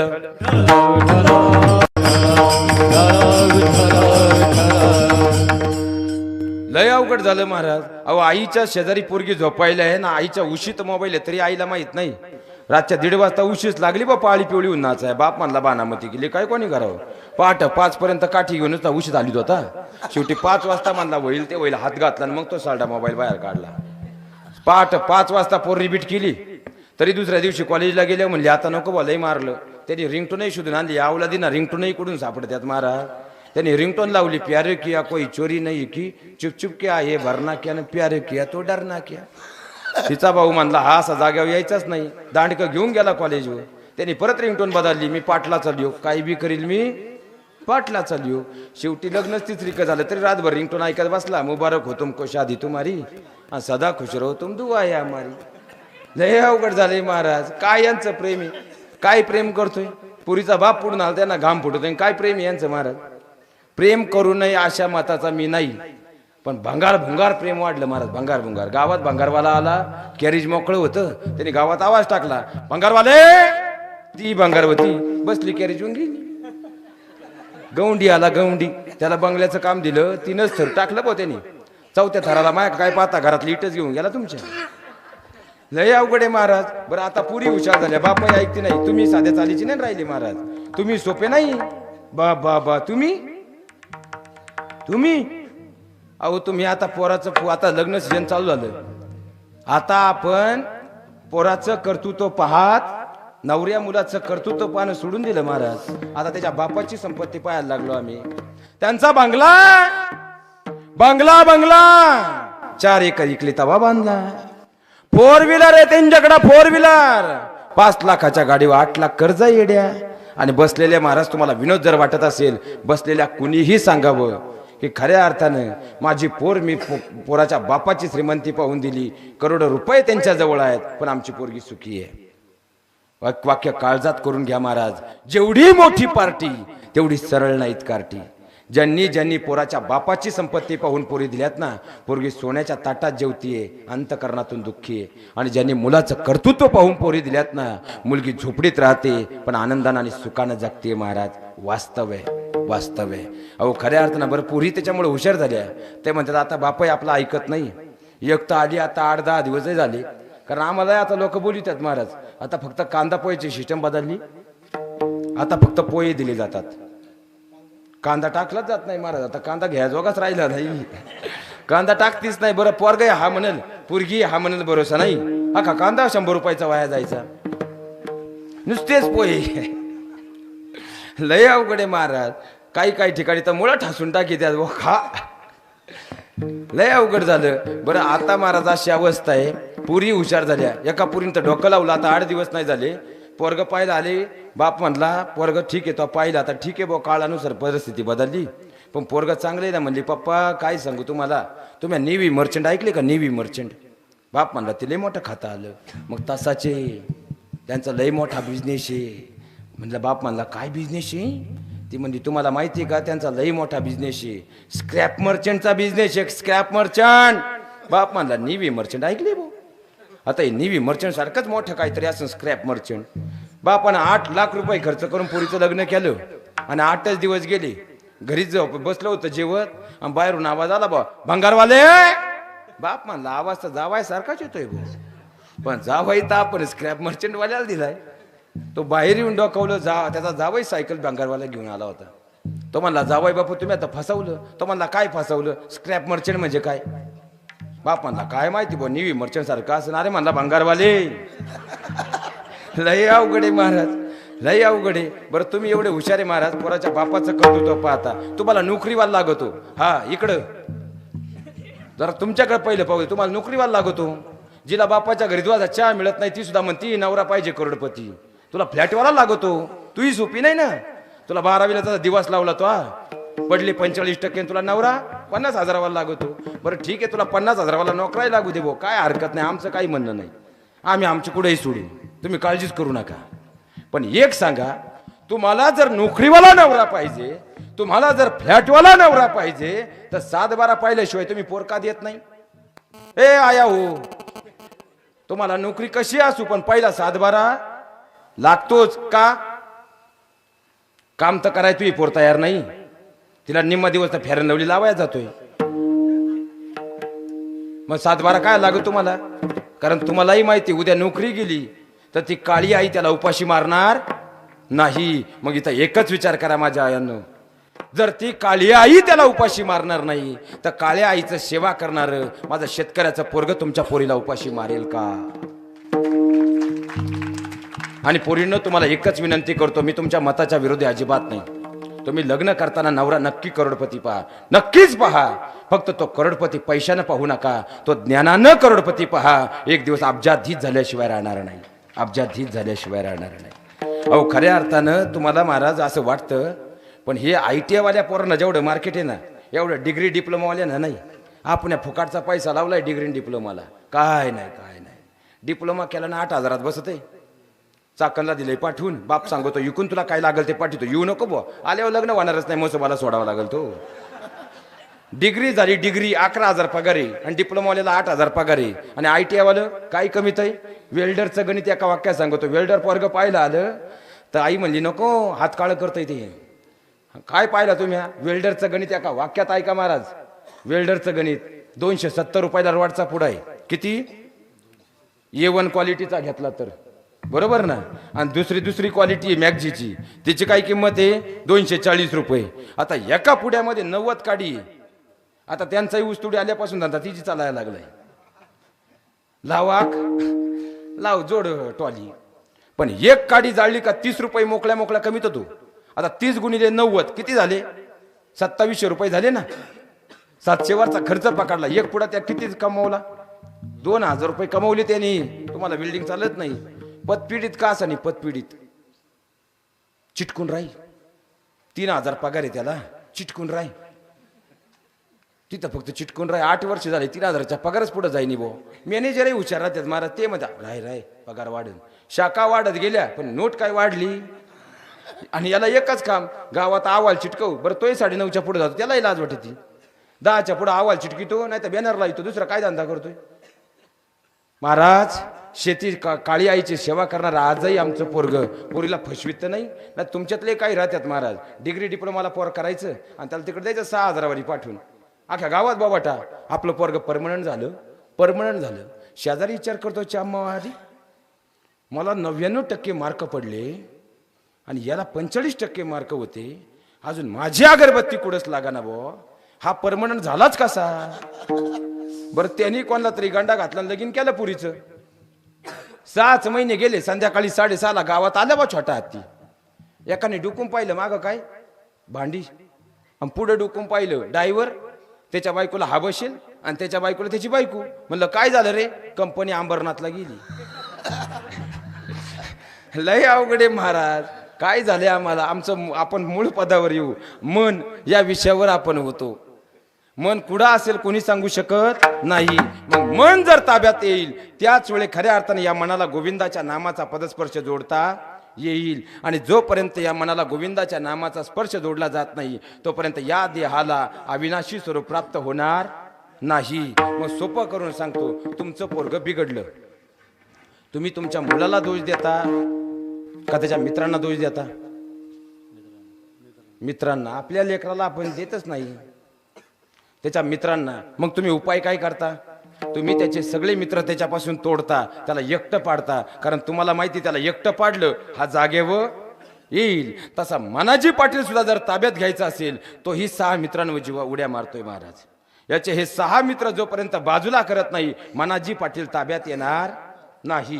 आणि जोपर्यंत मनाजी पाटील ताब्यात येणार नाही त्याला गोविंदाच्या नामाची पिसं जोडता येणार नाही. आणि जोपर्यंत गोविंदाच्या नामाचा पदस्पर्श त्याला होणार नाही या देहानास्क्या देहाला अविनाशी स्वरूप प्राप्त करता येणार नाही. एका मिनिटात समजून घ्या काय करावं लागेल. काही करू नका. देवानं दिलेलं एवढं इंजिन फक्त नीट चालवा. कसं? तसं तुमचं बरोबरच चाललंय. मी तुमच्याबद्दल म्हणतच नाही, तुमचं एकदम बरोबर आहे. फक्त मी थर्मामीटर सांगतो. कोण पुढे जागेवर बसल्या बसल्या तपासून घ्या. करा सुरुवात. पहिली बुद्धी. प्रभू रामचंद्र वनवासाला निघालय आणि लक्ष्मण भैयांच्या कानावर बातमी आली आणि लक्ष्मण भैया धावत आले. दादा, लक्ष्मण म्हणजे तुझी सावली आहे, तुला सोडून राहू कसा शिकेल. लक्ष्मणाची सुबुद्धी आणि गुंठाभर जमिनीसाठी जुन्नरच्या खोर्टात आपल्याच भावाला खेचणारी तुमची माझी दुर्बुद्धी, तशी तुमची सुबुद्धीचे. फक्त तपासून घे चला. त्यानंतर येतात डोळे. डोळ्यांचे 2 प्रकार, एक म्हणजे कावळ्याची दृष्टी आणि एक म्हणजे पोपटाची दृष्टी. कावळा आकाशातून चालला ओढ्या नाद्यावरचं सडलेलं मांस पाहतो आणि पोपट आकाशातून चालला पिकलेला आंबा पिकलेला पेरू पाहतो. प्रत्येक गावात 2 प्रकारची माणसं असतात. एक कावळ्याच्या दृष्टीची, प्रत्येक गोष्टीत वाईट पाहणारी, आणि एक पोपटाच्या दृष्टीची, प्रत्येक गोष्टीतून चांगलं घेणारी. आपण कुठं आहोत तपासून घ्या. त्यानंतर येतात ते कान. कानानं चांगलं ऐकव. अहो बायको म्हणली आहो चला कोल्डे महाराजांचं कीर्तन आहे जाऊ. तो म्हणला तुलाही धार्मिक झाली जा. थंडी वाजती. 2 गोदड्या घेऊन घरी झोपलाय तो. फक्त सिस्टमवाल्या दादा कोण चूक द्या, बाई वाड्यावर या लागू द्या, गोदडी फाडून पळत येईल तो डीजे आला गावात. बरं आपल्या अवलादी महाराज खरं सांगतो तळतळ झाली. जर सगळ्या धर्मांचा अभ्यास करा तुम्ही, एकमेव धर्म आहे आपला, का जो धर्म श्रेष्ठ आहे पण त्याला आपण खालच्या पातळीने नेतोय. आपले मुस्लिम बांधव असू द्यात, कोणतेही बांधव असू द्यात, त्यांच्या सण उत्सवामध्ये विविधपणा तुम्ही कधी पाहिला का? पाहिला का? जाऊ द्या बाबा. आता आपल्या का सप्ताह होतो, काकड्याला सुद्धा गावातली वायरी तुटलेलीच राहतात महाराज. खरंय का खोटं आहे? तुम्ही सांगा मला. तरुण पोरं काय येत नाही? काय वारं गेलं यांच्या अंगावरून? तुम्हीच सांगा काय येत नाही ते? हे डबल गोदडी घेते गावा. काही लोकांना तर काकड्याचा त्रास होतो महाराज. हे बिचारे आहेत म्हणून काकडा आज समाज चालू आहे, पण काकड्याचा सुद्धा काही लोकांना त्रास होतो सकाळी. एवढी बेकार अवस्था आहे आपली. आपण सोपे नाही ना. आपल्या अवलादी ते शिवजयंती असो, नवरात्र असो, काही असो, बाई वाड्यावया, बाई वाड्यावया. ही बाई कोण आहे? तुमच्यापैकी कोणाला माहित असेल तर मला सांगा भाऊ. उद्याच्या पेपरला बातमी देतो, विषय संपून टाकीतो. लई दिवस झाले ऐकतोय. ही बाई कोण? जी बाहेर काढून नाचता बाई वाड्यावया, ही बाई कोण?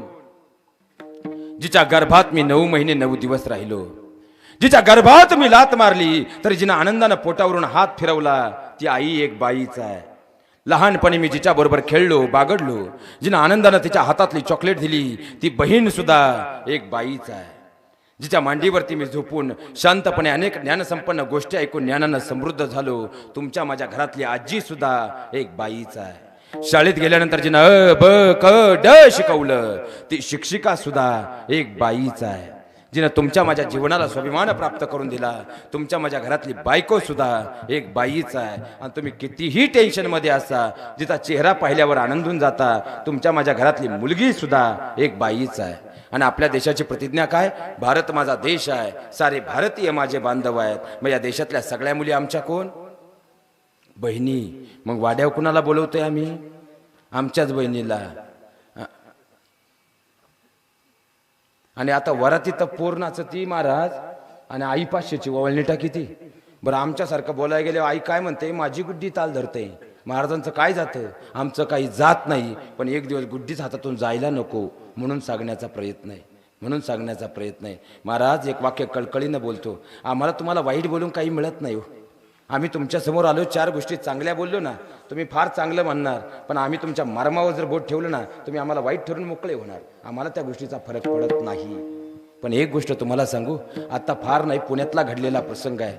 वरात चालू होती, डीजे सुरू होता, मुलगी समोर नाचत होती आणि आजूबाजूला उभी असणाऱ्या मुलं मात्र कॅमेऱ्यामधून शूट काढत होती. आज जुन्नरचं उदाहरण देतो. बाहेरचे अनेक परप्रांतीय लोक आलीत की नाही? आपल्या कार्यक्रमांना ते येतात की नाही? मोबाईलचे शूटिंग काढतात की नाही? आपले पोरगी नाचत असताना जर तिची शूटिंग निघाली आणि उद्या इंटरनेटचा वापर करून जर मिक्सिंग आणि डबिंग झालं आणि वेगळ्या प्रकारे तो व्हिडिओ जर व्हायरल झाला तर आत्महत्या करण्याशिवाय आमच्या लेकीसमोर पर्याय राहील? हीच अवस्था त्या मुलीबरोबर घडली आणि आता 8-15 दिवस झालेत त्या मुलीनं 3ऱ्या माळ्यावरून उडी मारून आत्महत्या केली. आज पुण्यात घडलंय, उद्या इथं घडायला फार वेळ लागणार नाही. जागे व्हा. या कानानं चांगलं ऐकावं, नाकानं चांगला गंध घ्यावा, तोंडानं चांगलं बोलावं, हातानं 4 कर्म व्हायला हवीत. एक म्हणजे पितृदेव भव, दुसरं म्हणजे राष्ट्रदेव भव, तिसरं म्हणजे खऱ्या अर्थानं भूदेव भव आणि चौथं म्हणजे पितृदेव भव. या 4 सेवा प्रत्येकाच्या हातून घडायला हव्यात. त्यानंतर येते ती वासना आकळायला हवी. कारण वासनेमुळं रावण संपला, वासनेमुळं परशा संपला, वासनेमुळं बाहुबली संपला. खऱ्या अर्थानं वासना आकळायला हवी. त्यानंतर येतात ते पाय हे अंतर कापतात. पायांचा वापर इतका सात्विक करा. पायांचा वापर कधीच कुणाच्या डोक्यावर पाय देण्यासाठी करू नका. तर पायांचा वापर इतका सात्विक करा त्यानं स्वर्गापर्यंतचं अंतर कापलं पाहिजे. आणि ज्यावेळेस तुम्ही हा देह असा घडवाल ना, हे चित्त निर्मळ होईल. निर्मळ झालेल्या चित्ताला गोविंदाच्या नामाचा पदस्पर्श जोडा. फायदा अविनाशी स्वरूप प्राप्त होईल. एकदा प्रेमानं भजन करूयात. ठो बारकुमार ओ बारकुमार, ओ बारकुमार, ओ बारकुमार, ओ बारकुमार, ओ बारकुमार, ओ बारकुमार, ओ बारकुमार, ओ बारकुमार. लक्षात घ्या महाराज, जगद्गुरु तुकोबराय या अभंगाद्वारे मला तो भगवान परमात्मा आपलासा करण्याचा उपदेश करतात. त्यानं काय होईल? अंतपार सुखाची प्राप्ती होईल. प्रपंच दुःख देणार आहे, पण प्रपंचाला जर आम्ही परमार्थाची जोड दिली तर या नासक्या देहाला सुद्धा अविनाशी स्वरूप प्राप्त करून घेऊ शकतो. पण त्यासाठी काय करावं लागेल? मनाजी पाटील ताब्यात यायला हवा. त्यासाठी त्याचे 6 मित्र काम, क्रोध, मोह, माया, लोभ आणि मत्सर दूर व्हायला हवेत. हे निर्मळ चित्त होईल. निर्मळ झालेल्या चित्ताला भगवंताच्या नामाचा पदस्पर्श जोडा. खऱ्या अर्थानं फायदा अविनाशी स्वरूप प्राप्त होईल. आणि या देहातून जे काही कर्म घडेल ते इतकं पारदर्शक असेल की खऱ्या अर्थानं आपलं आयुष्य घडल्याशिवाय राहणार नाही. हा नासका देह एक दिवस निघून जाईल. कर्मानं मात्र आपण अजिंक्य आणि चिरतरुण राहू. झालेली भगवंताच्या परमात्म्याची सेवा करत असताना शब्दांच्या अनेक ठिकाणी ज्या काही जर चुका तुम्हाला वाटल्या असतील तर ते माझा दोष समजावा. पण खऱ्या अर्थानं जाताना 2 गोष्टी महत्त्वाच्या बोलून जायच्यात, ते तुमच्या काळजापर्यंत पोहोचाव्यात. ही माझी प्रामाणिक अपेक्षा आहे. ती अपेक्षा तुमच्यासमोर मांडण्याचा प्रयत्न करणार आहे. खऱ्या अर्थानं सध्याचा भरकटणारा काळ इतका वेगानं भरकटतोय. आज वृद्धाश्रमांची संख्या वेगानं महाराष्ट्रामध्ये वाढते, आपल्या देशामध्ये वाढतीये. पण जीवनामध्ये खऱ्या अर्थानं 2 गोष्टी अशा आहेत. तुम्ही एक वेळ मंदिरात नाही गेलात तरी चालेल, पण जीवनामध्ये मातापित्याच्या चरणावरती नतमस्तक व्हा. भगवान परमात्मा भेटल्याशिवाय राहणार नाही. दुसरी महत्त्वाची गोष्ट, माझ्या तरुण या ठिकाणी अनेक मित्र बसलेले आहेत, त्यांना विनंती आहे, जीवनामध्ये कितीही यशस्वी व्हा, पण यशस्वी त्याच दिवशी व्हाल ज्या दिवशी आपल्या कर्तृत्वाला, आपल्या खऱ्या अर्थानं कार्यकर्तृत्वाला जीवनामध्ये संस्कारांचा मर्म जोडला जाईल. आणि ते मर्म खऱ्या अर्थानं कथा कीर्तनांमधून होत असतं. आपलं गाव तसं चांगलं आहे, पण अनेक गावांची ही अवस्था आहे. म्हणून हा विषय मी वारंवार घेतो. अनेक ठिकाणची आज तरुणाई या आध्यात्मिक क्षेत्राकडे ओढा कमी होतो. गावात भांडणं अनेक असतात, राजकारणाचे वाद असतात, पण हरिनाम सप्ताह असतील किंवा धार्मिक कार्यक्रम कोणताही असू द्या, यामध्ये कधीच येऊ देऊ नका. कारण प्रत्येक गाव हाताच्या 5 बोटासारखं असतं मायबाप. काही माणसं या बोटासारखी असतात, ज्यांची ओळख आमदार, खासदार, नगरसेवक, मुख्यमंत्र्यापदापर्यंत असते. हे सकाळी 6 वाजता गावातून कडेक कपडे घालून जातात, संध्याकाळी 8ला घरी येतात. काही माणसं या बोटासारखी असतात, त्यांना वाटत असतं आपलं गाव घडलं पाहिजे, आपलं गाव सुधारलं पाहिजे, आपल्या गावचा विकास झाला पाहिजे, आपलं गाव सर्वांग सुंदर झालं पाहिजे. खऱ्या अर्थानं त्यांच्या मनामध्ये ही तळमळ असते. काही मात्र या बोटासारखी असतात, विरोधी भेटू द्या नाहीतर सत्ताधारी भेटू द्या, त्यांचं एकच वाक्य ठरलेलं असतं, तुम्ही चलाच पुढं, आम्ही आहे तुमच्या मागं. काही मात्र या बोटासारखी असतात, गावात राम नाही, शेतात राहायला निघून जातात. आणि काही या करंगळीसारखी असतात, शेतातही राम नाही, गावातही राम नाही, ते चाकांची MIDC गाठवतात. पण याला मात्र वाटत असतं गाव घडलं पाहिजे, गाव सुधारलं पाहिजे, गावचा विकास झाला पाहिजे, गाव सर्वांग सुंदर झालं पाहिजे. पण त्याला मनोमन माहीत असतं गाव त्याच वेळेस सर्वांग सुंदर होईल ज्यावेळी हा हाताशी येईल, कारण निधी मात्र इकडूनच येणार आहे. म्हणून तो याला भेटायला आला. गाव कसं घडलं? सुंदर. हे कसं आहे? तुम्ही चलाच पुढं, आम्ही हायच मागतो आला. यानं विचार केला शेतात काय राहतोय आपण, आपलं गाव घडतंय, गावात चला, तोही आला. आणि यानं विचार केला चाकणच्या MIDCत काम करा आणि गुरुवारचं 20चं पेट्रोल टाकून बायकोला भेटायला इकडे या, त्यापेक्षा गाव आपलं घडतंय, गावात राहायला जाऊ, तोही आला. आणि वज्रमूठ तयार झाली. ही वज्रमूठ आपल्या गावची एकसंध राहो ही भगवान परमात्म्याच्या चरणी प्रथमतः अपेक्षा व्यक्त करतो. जाताना 2 गोष्टी सांगतो. जीवनामध्ये प्रत्येक गोष्टीला तुम्ही एक वेळ विसरलात, मग भगवान परमात्म्याला एक वेळ विसरला तर परमात्मा माफ करू शकेल. पण जर मात्या पित्याला तुम्ही विसरलात तर आयुष्यामध्ये तुम्ही कधीच घडणार नाही, कारण भगवान परमात्मा साक्षात करू शकत नाही. असे 5 उपकार तुमच्या माझ्या आईनं आपल्यावर केले, हे जीवनामध्ये कधी विसरू नका. आपली आईने आपल्यावरती केलेले उपकार आहेत, आपल्या वडिलांनी केलेले आपल्या उपकार आहेत, साक्षात भगवान परमात्मा सुद्धा करू शकत नाही. असे 5 उपकार तुमच्या माझ्या आईनं आपल्यावर केलेत. आईनं केलेला पहिला उपकार, एक बाहेरची व्यक्ती जुन्नर प्रांती आली. जुन्नर मध्ये काहीतरी काम पाहिलं आणि काम पाहिल्यानंतर त्याला जुन्नर मध्ये कुठंच घर राहायला मिळालं नाही. त्याला कळून चुकलं इकडे एक घर आहे, तो तुमच्या गावात आला. त्याला माहित होतं यांच्याकडे एक खोली भाड्यानं द्यायला आहे, तुमच्या घरी आला आणि त्यानं तुम्हाला हात जोडून सांगितलं, दादा मला इथं चांगलं काम मिळालंय दादा, पण मला राहायला खोली नाही हो, मला तुमची खोली भाड्यानं देता का? आणि त्याच वेळी तुम्ही त्याला स्पष्ट सांगितलं 4000 रुपये महिन्याला भाडं देत असाल तर माझी खोली भाड्यानं देतो, अन्यथा देणार नाही. तो म्हटला दादा 4000 रुपये देतो, 4000 देतो, पण मला खोली भाड्यानं द्या. तो 4 वर्ष तुमच्या घरात राहिला, 4 वर्ष महिन्याला न चुकता भाडं देत राहिला. त्यानं 4 वर्षानंतर जुन्नरला 1 गुंठा जमीन घेऊन घर बांधलं. पण या गावातला कोणताही मनुष्य त्याला आयुष्यभर भेटत राहिला. तो एकच वाक्य सांगत राहिला, दादा मी जुन्नर मध्ये आलो ना, मला पाऊल ठेवायला सुद्धा जागा नव्हती हो, पण तुमच्या गावातला तो देवमाणूस होता ज्यानं मला राहायला त्याची खोली दिली हो, तो देवमाणूस होता. विचार करा, जो आमच्या खोलीत 4 महिने राहिला आणि 4 महिन्यानंतर 4 वर्ष राहिला आणि 4 वर्षानंतर आयुष्यभर आम्हाला देव म्हणत राहिला, न चुकता भाडं देत राहिला. अहो प्रत्येकानं बसलेल्यानं विचार करावा. या सृष्टीवर येत असताना, तुमचा माझा जन्म होत असताना ज्या आईनं तुम्हाला आणि मला पहिल्यांदा पाऊल ठेवायला तिच्या गर्भात जागा दिली, त्या आईला देव नाही तर काय म्हणायचं, देव नाही तर काय म्हणायचं. आईनं केलेला पहिला उपकार, या सृष्टीवर येत असताना तिने तिच्या गर्भात पाऊल ठेवायला तुम्हाला मला जागा दिली. आईनं केलेला दुसरा उपकार म्हणजे प्राणदान आहे. प्रत्येक स्त्रीच्या जीवनात 3 जन्म असतात. पहिला जन्म ती जन्माला आली, दुसरा जन्म तिचा विवाह झाला आणि तिसरा जन्म ती बाळांत झाली. बाळांत या शब्दाचा अर्थ आहे बाळ होताना यदा कदाचित जिचा अंतही होऊ शकतो, ही प्रक्रिया म्हणजे बाळांत आहे. अशी परिस्थिती निर्माण झाली, एक तर बाळ जगेल नाही तर आई जगेल. डॉक्टरांनी सांगितलं की काय झालं पाहिजे, नवऱ्यानं क्षणाचा विचार न करता सांगितलं माझी बायको जगली पाहिजे. सासू सासऱ्यांना विचारलं, त्यांनी सांगितलं आमची सुनबाई जगली पाहिजे. तोपर्यंत दवाखान्यात मुलीचे वडील आले होते, त्यांना विचारलं, त्यांनी सांगितलं आमची मुलगी जगली पाहिजे. पण भुलीचे डॉक्टर येईपर्यंत, भुलीचं इंजेक्शन देईपर्यंत आणि ती भूल त्या माऊलीला टेबलवर चढेपर्यंत ती माऊली शेवटच्या श्वासापर्यंत सांगत होती, डॉक्टर साहेब माझं काही होऊ द्या बरं, पण माझं लेकरू जगलं पाहिजे, हे फक्त एक आईच करू शकते. या पुढे जाऊन सांगतो बाळ जन्माला येईपर्यंत 9 महिने आणि 9 दिवसामध्ये आपल्याकडे 7 सोनोग्राफी होतात. पण या 7 सोनोग्राफीमध्ये 7व्या महिन्याच्या अगोदर तुम्ही रोज सोनोग्राफी करा, पण बाळाचे ठोके तपासता येत नाहीत. बाळाचे ठोके 7व्या महिन्याच्या सोनोग्राफीतच तपासले जातात. मग बाळाचे ठोके 7व्या महिन्याच्या सोनोग्राफीत तपासल्यानंतर डॉक्टर सांगतात काळजी करायचं कारण नाही, बाळाचे ठोके अत्यंत व्यवस्थित आहेत. पण विज्ञान असं सांगतं आपण जो श्वास घेतो तो श्वास आपल्या फुफ्फुसांपर्यंत जातो, दोन्ही फेफड्यांपर्यंत त्याचं कार्य पूर्ण करतो, त्यानंतर पंपिंग होतं आणि हृदयाचे ठोके पडतात. बाळ ताईच्या गर्भात आहे, मग बाळ श्वास घेतं कुठून? MD डॉक्टरला जाऊन विचारा, डॉक्टर सांगतील आई जो श्वास घेते त्यातला अर्धा श्वास ती आपल्या बाळाला अर्पण करत असते. या पुढे जाऊन सांगतो बाळ जन्माला येतं, बाळ रडतं, नाही रडलं तर चिमटा काढून का होईना रडवलं जातं आणि त्यानंतरच बाळाचा नाळ कापला जातो.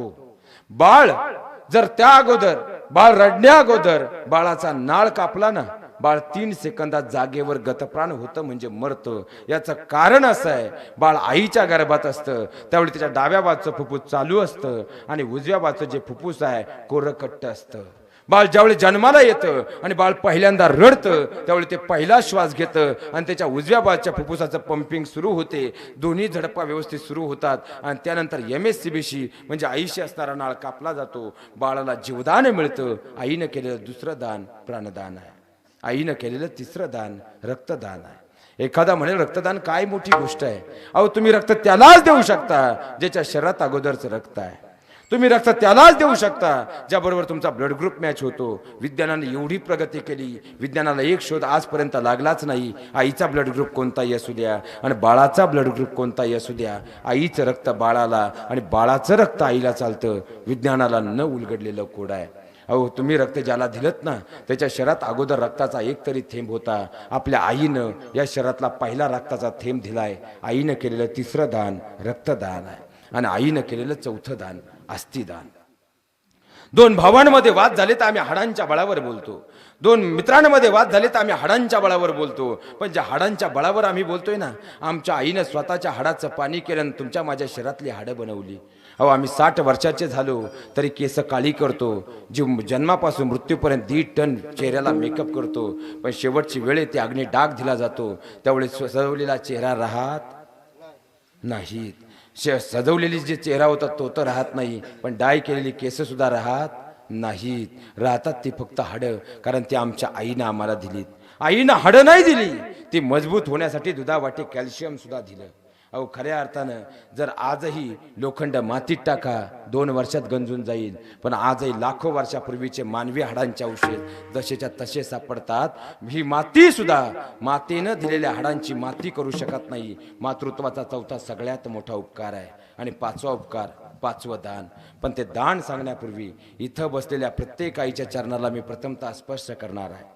मला हे व्यासपीठाची मर्यादा माहीत आहे, हे वाक्य उच्चारायचं नाही, पण माझ्या विषयाला न्याय द्यायचा आहे. म्हणून प्रथमतः मुलगा या नात्याने तुमच्या सर्वांच्या चरणाला स्पर्श करतो आणि 5वं दान मांडतो. आईनं केलेलं 5वं दान म्हणजे लज्जादान आहे. जी तिची लज्जा तिनं जन्मदात्या बापासमोर उघडी होऊ दिली नाही, जी तिची लज्जा तिनं सख्या भावासमोर उघडी होऊ दिली नाही. लेकराला भूक लागली, आईनं काळ पाहिला नाही, आईनं वेळ पाहिली नाही, आईनं जागा पाहिली नाही. पहिल्यांदा पाहणा लेकराच्या तोंडात दिला, कारण ती लेकराची भूक त्या आईसाठी सर्वस्व होतं. आईनं केलेलं 5वं दान म्हणजे लज्जादान आहे. भगवान परमात्मा सुद्धा करू शकत नाही असे 5 उपकार तुमच्या माझ्या आईनं केलेत. पोरं सहज बोलून जातात, काय केले माझ्या वडिलांनी.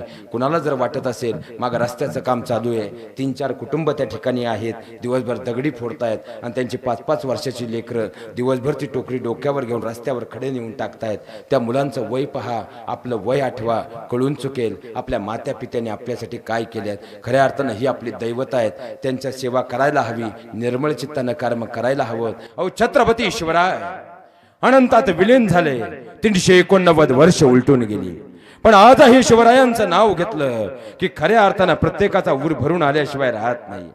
खऱ्या अर्थानं छत्रपती शिवराय, छत्रपती शंभूराजे अनंतात विलीन झाले, पण आजही शंभूराजेंचं नाव घेतलं आमचं काळीज उचंबळून आल्याशिवाय आणि मुखातून जगदंबाचा बोल आल्याशिवाय राहत नाही. सगळ्यात मोठी वस्तुस्थिती आहे. जन्म प्रत्येकाला मिळालेला आहे, पण कर्म असं काही करावं, हा देह गेल्यानंतर सुद्धा ते कीर्तीने अमर राहायला हवा. तुका म्हणे एका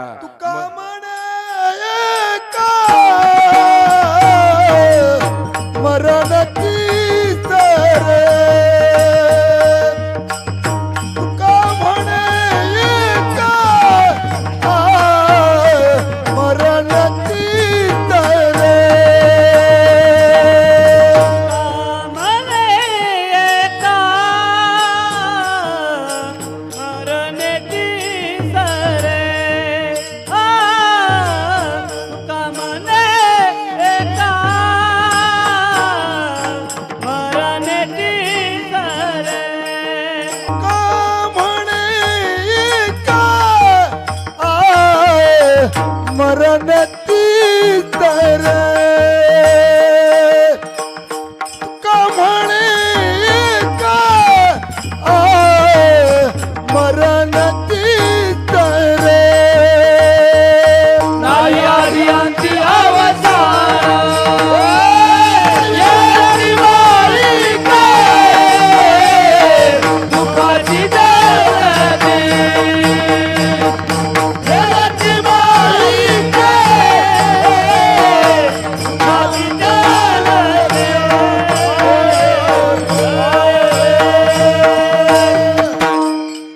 लक्षात घ्या महाराज, नियोजित वेळेमध्ये खऱ्या अर्थानं 5 मिनिटावरती झालेले आहेत. नियोजित वेळेमध्ये अभंगाच्या 4 चरणांचा माझ्या अत्यंत अल्पमतीनुसार जो काही अभंगाचा सार मांडण्याचा प्रयत्न करण्याचा प्रयत्न केला, जगद्गुरु तुकोबरा या अभंगाद्वारे तुम्हाला खऱ्या अर्थाने तो भगवान परमात्मा आपलासा करण्याचा उपदेश करतात.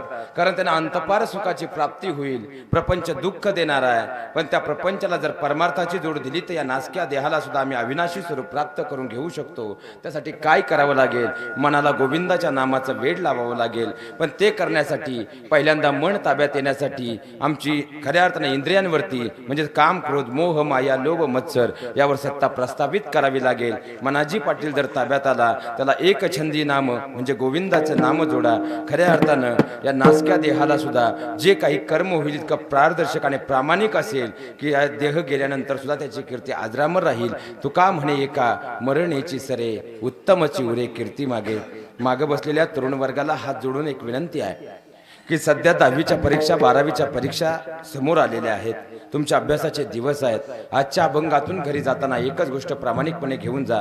कारण या जगाच्या पाठीवरचे मोटिवेशनचे सगळ्यात मोठे जर कोणते ग्रंथ असतील तर ती म्हणजे ज्ञानेश्वरी आणि तुकोबरायांची गाथा. या अभंगाद्वारे जगद्गुरु तुकोबराय 10वी आणि 12वीच्या मुलांसाठी सुद्धा एक उपदेश करतात. आपुला तो एक देव करुणी घ्यावा, तेने विना जीवा सुख नव्हे. ध्येय नावाचा देव आपलासा करा. या वर्षी माझा प्रथम क्रमांक येईलच. काही आला तर कमीत कमी 85% पुढे असेल. हे माझ्या जीवनाचं ध्येय आहे. ध्येय नावाचा देव आपलासा करा. यश नावाचं सुख पदरी पडल्याशिवाय राहणार नाही. येरती माईक दुःखाची जनती. सध्या तरुणाईचा जो काही प्रपंच आहे, हा प्रपंच म्हणजे एक प्रेमाचं व्यसन, दुसरं मोबाईलचं व्यसन, तिसरं राजकारणाचं व्यसन आणि चौथं म्हणजे दारू अंमली पदार्थांचं व्यसन. ही 4 व्यसन तुम्हाला अधोगतीकडे नेल्याशिवाय, तुमच्या जीवनाचा सर्वनाश केल्याशिवाय राहणार नाहीत. या प्रपंचातून वेळीत बाजूला व्हा. येरती माईक दुःखाची जनती. नाही आदिअंती अवसान, त्याला कधीही आदिअंत असणार नाही. त्यापेक्षा काय करा, आपल्या ध्येयावरती आढळ राहा आणि अंतकरणामध्ये गोविंदाच्या म्हणजे संस्काराचा परिपर्श जोडून घ्या. अविनाश करी आपुलिया ऐसे, लावी मनापिसे गोविंदाचे. असं जर आपला जीवन घडवण्याचा प्रयत्न केला ना, तर एक गोष्ट हात जोडून तुम्हाला विनंती करतो, परीक्षा येत राहतील, जात राहतील, पण असा काही कर्तृत्वाचा सुगंध दरवळेल. तुम्ही असाल नसाल, मात्र तुमच्या कर्तृत्वाचा सुगंध सुदृढ दरवळीत राहील. एवढंच आजच्या अभंगातून तुमच्या काळजामध्ये करून घ्या. तुम्हालाही 10वी 12वीच्या परीक्षेसाठी शुभकामना देतो. तुम्ही आलात यासाठी मला मनपूर्वक आनंद वाटला. तुमचे ऋण व्यक्त करतो. आपणा सर्वांचा अधिकचा वेळ घेतला त्याबद्दल माफी मागतो. झालेली सेवा भगवान परमात्मा गुरुवर्य मातापित्या आपणा सर्वांच्या चरणी अर्पण करतो. गुणीजन, गायक, वादक, टाळकरी, विनेकरी, चोपदार या सगळ्या मंडळींचे धन्यवाद देतो. आणि एकदा खऱ्या अर्थानं आता एक आपला बालचिमू झोपलेला आहे, पण ही जेवढी जेवढी छोटी छोटी बालकं आहेत, हात उंच करून एकदा जोरदार कडाडून टाळ्या यांच्यासाठी झाल्या पाहिजेत महाराज. कारण ज्या ठिकाणी ही गोपाळ उभी आहे त्या गावचं भवितव्य कधीही अंधारात जाणार नाही. भगवान परमात्म्याला विनंती करतो, आपल्या गावची खऱ्या अर्थानं हा आनंद, हा एकोपा असाच राहू. आणि या ठिकाणी माझ्या वाणीला पूर्ण विराम देतो.